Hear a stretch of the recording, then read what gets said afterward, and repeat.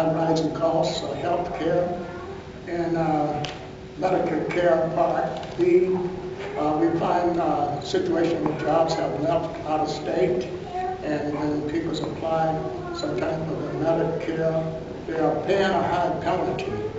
And with the problem we do have with health care, our concern is why is the penalty continued anywhere from 30 to 80%, which a person don't really have much left if they own Social Security.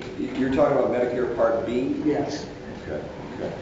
Again, I can't answer your question off the top of my head, but let me research it and get back to you. Okay. So if you just make a note, Medicare Part D, increased cost for people out of state, moving out of state, or that sort of thing. Yeah.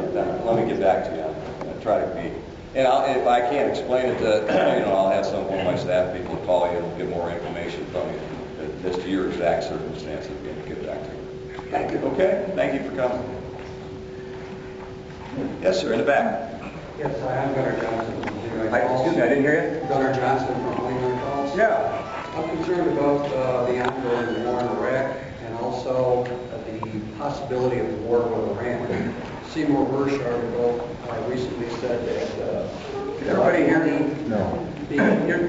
Gunnar, if you could just speak up, because I'm having a hard time hearing you, the people up here too. In the Seymour Hersh article recently in the New Yorker, he said that a lot of money is going to Lebanon that could possibly be then funneled into Al-Qaeda.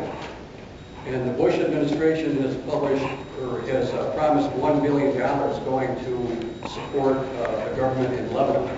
And that money could end up in the hands of some bad people like Al-Qaeda. So I'm concerned about that.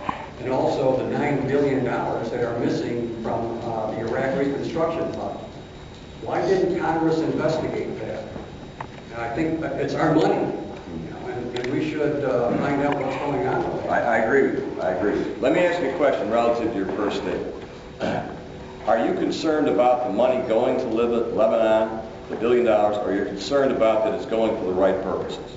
Going for the right purpose. Okay, so if there's a confirmation process that confirms that in fact the money is going to support the government in the right terms and can't be diverted to Al-Qaeda, then in fact you would be okay with that?